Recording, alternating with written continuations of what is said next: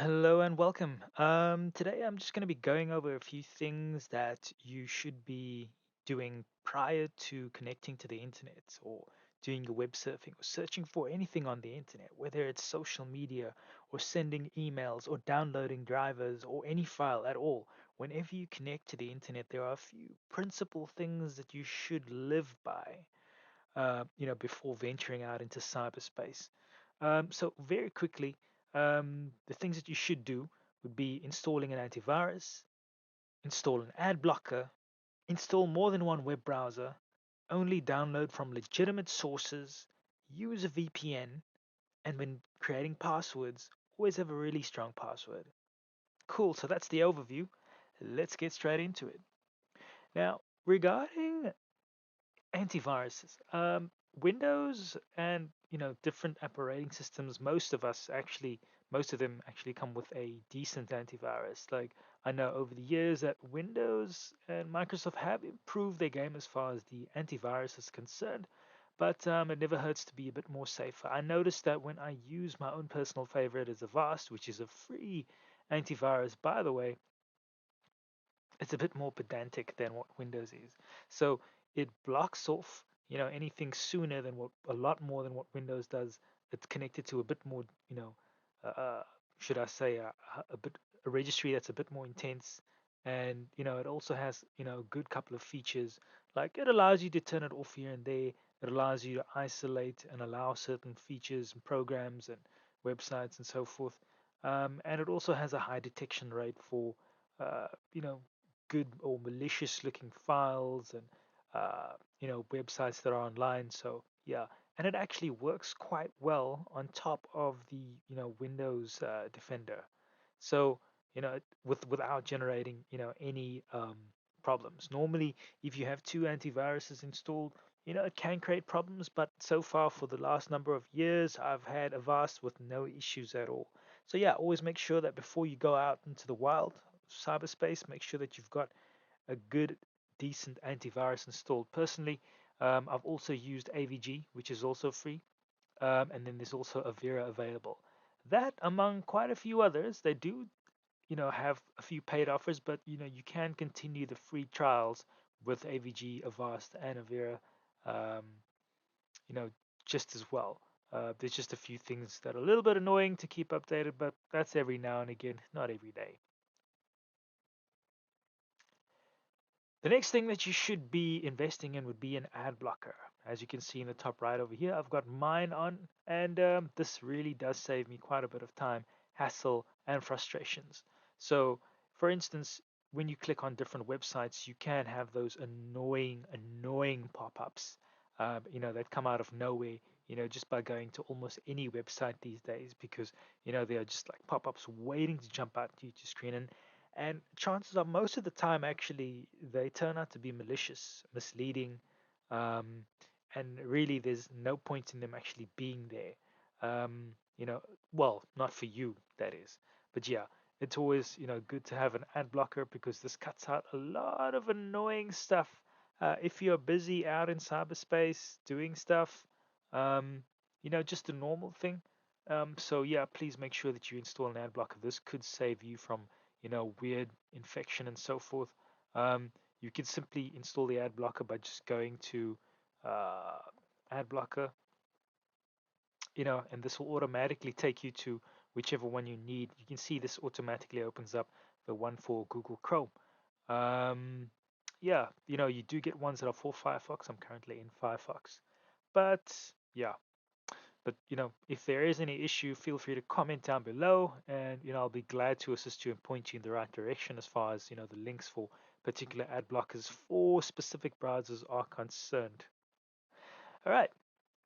So the other trick that not trick, but thing that I do recommend is also installing more than one web browser. As you can see, I've got Google Chrome, I've got Mozilla Firefox, I also use Microsoft Edge, and at times, of course, Opera Mini. Opera. The cool thing about Opera is it also comes in with a built-in VPN. A lot of people shy away from Opera, but I think it's been a pretty stable and decent web browser. And I mean, if it comes with a free VPN, well, that's cool. You know, that just I'll address the issue, or should I say, the benefits of a VPN, just in a bit.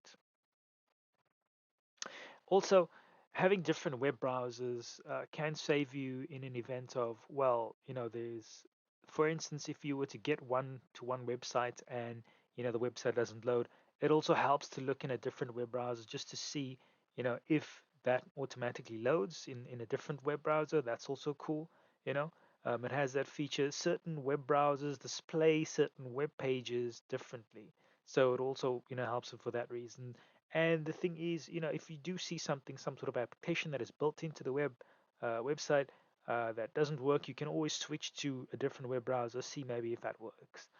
Some web browsers still support Flash, some still support different plugins. So it helps to have different web browsers, when going onto the internet. All right, cool. And well, what's next for me is the when you go online, always make sure that you install from. Okay, so what's next is always ensure that when you download, files or anything from the internet, make sure that it's from legitimate sources. Like for instance, I own a Dell device. I will only go to the Dell websites, because those are vetted and we know, well, cool, it's directly from Dell. So I know I won't. It's generally I won't have any issues from there. It would be weird if you go, let's just say, for instance, I'll Google Dell drivers and we'll see like, the whole list of things that comes up in, Google search. Now, this of course, driverscape.com looks a little bit dodgy. Driversupport.com also looks a bit dodgy. There's even something on Facebook that looks, Dell drivers like, what's that all about? But no, thank you. Rather stick to the manufacturers or vendors' websites. It's likely that you will actually get the correct driver from there. That's always the best way to go, and not necessarily just for drivers, but for any type of software. Stick to the original vendors. That will be, of course, the best way to go. Don't go the route for the alternative. I've heard of many people being ransomware and their computers and devices being compromised because of it. So yeah, careful where you go. Cool. Next, you could use a VPN. If you feel a bit unsafe, if you're connecting to some weird hotel Wi-Fi network, it's always good to, connect to a VPN. There are always, this is an example, ExpressVPN. They do give you a free 30-day trial. There are other free VPNs out there. So, it would be wise to go via recommended VPN. I'll probably do, a nice safe bit. I'll do another video that talks about, VPNs, going into details, telling you a bit more about the do's and don'ts and so forth. But yeah, it's always ideal. Do some research into VPNs prior to going out onto the internet, because it's always safer to mask your identity when doing online activity. And last but not least, let's just have a look. What else we have? Yeah, last but not least, always make sure that your password is a really strong password. Make sure that it contains uppercase and lowercase letters, so that it is at least 10 or more characters, that it contains special characters as well as a number. And of course, try to avoid using things that are familiar. For instance, your dog's name, your pet's name, your mom's name, your kids' names, your date of birth, your place of work, the date you were born. Because I promise you, a lot of people are out there doing shady things, waiting for you to make a mistake. I'm sure that you've, seen uh, on social media where people advise you, comment your favorite food and match up your favorite pet style.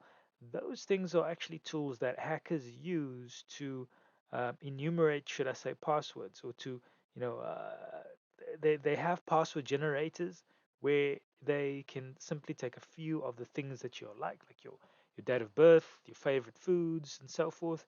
And then, they can have their password generators, cook up some, a whole list, perhaps maybe a rainbow table or a whole list of, different combinations of what your passwords could potentially be like, and then brute force your accounts. So yeah, as you can see in the diagram over here, there are different ways of spelling different things, of course, substituting certain characters, which makes sense. As you can see over here, substituting the E with the number 3, and even going a step further, the S with a dollar sign. These are special characters, and these, of course, make for good passwords. If you've liked today's video, give it a like. Other than that, okay, take it easy. I'll see you next time. Peace.